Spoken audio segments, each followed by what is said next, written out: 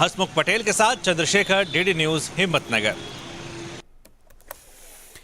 और देश की दुग्ध राजधानी के तौर पर पहचान बना चुके आणंद में रोचक चुनावी समर देखा जा रहा है। इस जिले के निर्वाचन क्षेत्र में इस बार 15 प्रत्याशी चुनाव मैदान में हैं।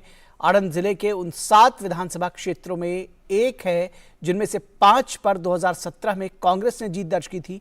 इससे पहले 1995 से लेकर 2012 तक हुए 5 चुनावों में भाजपा लगातार इस सीट पर विजयी रही है।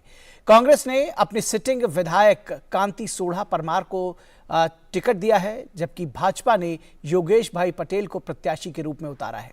क्या है इस बार चुनावी समीकरण, आइए देखते हैं ये खास रिपोर्ट। गुजरात की चुनावी यात्रा में हम आ पहुंचे हैं आणंद, जो जाना जाता है मिल्क सिटी के रूप में, श्वेत क्रांति के जनक के रूप में, सरदार पटेल की जन्मभूमि के रूप में, सरदार पटेल के उस आह्वान के रूप में जिसने सहकार को एक ऐसा आंदोलन बनाया जिसने भारत को आज विश्व का सबसे बड़ा दुग्ध उत्पादन केंद्र बना दिया है।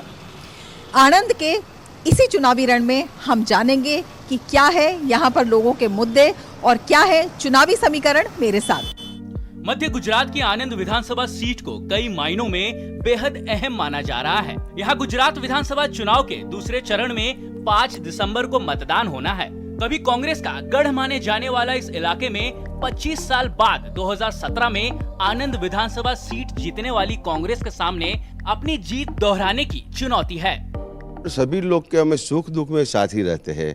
उनका कोई प्रसंग, मैरिज का प्रसंग हो या अच्छा बुरा जो ही प्रसंग हो, उनके साथ दुख में दुखी होते हैं, सुख में सुखी होता है और उनके बीच में रहते हैं। मुझे तो जन आशीर्वाद 2017 में जो ही था उनसे 5 गुना ज्यादा, એટલે मैं 25,000 मतों से जीतूंगा, इसमें कोई शंका का स्थान नहीं। दूसरी ओर बीजेपी एक बार फिर से यहाँ कमल खिलाने का दावा कर रही है। बीजेपी को निकाय चुनाव का अपना अच्छा प्रदर्शन जारी रखने की उम्मीद है।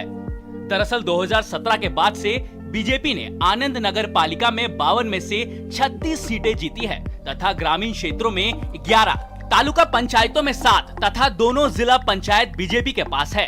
5 साल में गुजरात सरकार ने, भूपेंद्र भाई जी सरकार ने और आदरणीय मोदी जी की सरकार ने जो काम किए हैं वो जन जन तक पहुंचा है। लोग ये बात जानते हैं कि भाजपा सरकार गरीबों की सरकार है और भाजपा जो भी करती है वो लोगों के लिए करती है, खुद के लिए कभी नहीं करती। तो वही बेस पे हम लोग जा रहे हैं और लोग हमें आशीर्वाद दे रहे हैं। अब तक इस सीट पर सीधी लड़ाई भाजपा और कांग्रेस के बीच होती थी, पर इस बार आम आदमी पार्टी ने भी अपना उम्मीदवार यहां उतारकर मुकाबले को त्रिकोणीय बनाने की कोशिश की है। आम आदमी पार्टी सरकार में आ रही है, पब्लिक के दिल में हम बसे हुए हैं। भाजपा को अब यहाँ से निकल लेंगे ही, अब यहाँ से पब्लिक निकालेगी भाजपा को। कांग्रेस तो कहीं है ही नहीं मैडम, कहीं नहीं। कांग्रेस को कोई मोहल्ला या कहीं सोसाइटी में भी आज जाने भी नहीं देते। जाते हैं तो वहाँ से बोल देते हैं प्लीज आप जाइए, 5 साल के बाद आप मुंह दिखाने आए हैं, अब दोबारा मत आना है। डीडी न्यूज की टीम ने यहाँ के लोगों से भी उनके चुनावी रुझान और मुद्दों पर बात की। पलड़ा वही उसी का ही भारी लगता है, बीजेपी का ही। काम तो हो रहा है, जैसे आयुष्मान कार्ड है, न जाने ऊपर वाले, अभी मुझे जरूरत नहीं पड़ी तो बहुत लोगों ने उसके फायदे लाभ लिए। नरेंद्र मोदी की ये योजना में बहुत लोगों ने लाभ लिए। मुद्दे तो बहुत से, वैसे तो बहुत से हैं, लेकिन क्या है धीरे धीरे सब सॉल्व भी हो रहे हैं। ऐसा भी नहीं है कि मुद्दे जैसे कि बिजली, पानी, रास्ता, ये सब तो धीरे धीरे सॉल्व हो रहा है। आणंद में मेरे ख्याल से भाजपा भी बैठेगी। उसका इश्यू है कि भाजपा ने जो काम करती है वो सब दिखाई देता ही है। यहाँ पर मैडम जो पहले रोड नहीं थे वो रोड भी हो गए, जिसको पानी की समस्या थी जो गाँव में, वो भी सब हल हो गया है।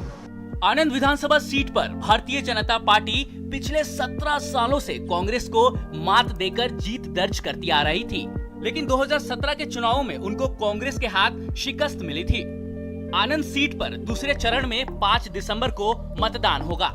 चुनावी मुकाबला यहाँ पर बेहद दिलचस्प है और आणंद की सियासी लड़ाई में जीत का आनंद किसके हाथ आता है ये देखना भी काफी अहम होगा। कैमरामैन सेंथिल और सहयोगी विनोद कुमार ओझा के साथ रमा त्यागी, डीडी न्यूज, आणंद।